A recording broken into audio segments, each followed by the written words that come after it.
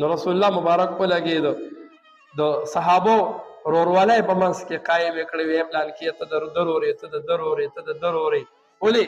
چې صحابو سره لږ هیلف وکړي د دې خو څه شته نه کورونه یې نشته د صحابو داسې قربانۍ ورکړې د مدینې خلکو هر صحابي ورته فرمایي وایي ته زما ورور شوې زما دوه کوره دي یو کور زما یو ستا راځه دوه پټي مې دي یو پټی ستا یو زما دوه مې دوکانه دي یو دوکان ستا یو زما او عبدالرحمن ابن عوف رضی الله تعالی عنه د عباده رضی الله تعالی عنه ورور شو دی ورته فرمایي ناشنا انسان حیران شي کوم ورورولي وه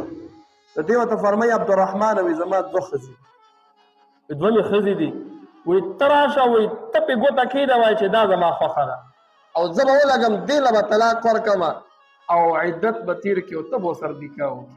دا دې ته ورورولي وایي وایي دا نه سبا نه به خلک وایي چې دا یوې خوښه نه وه نو هغه یې پرېښودله وایي نه چې ستا کومه خوښه شه زه هغې له طلاق ورکوم ته زما رور رسول الله زما رور کړی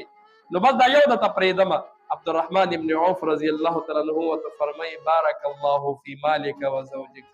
الله دې ستا په مال او په ښځو کې برکت واچوي ما ته د بازار لار ښایسته تجارت کومه ما ته چل راځي نو بازار یې ورته وښوئ دا د تجارت کول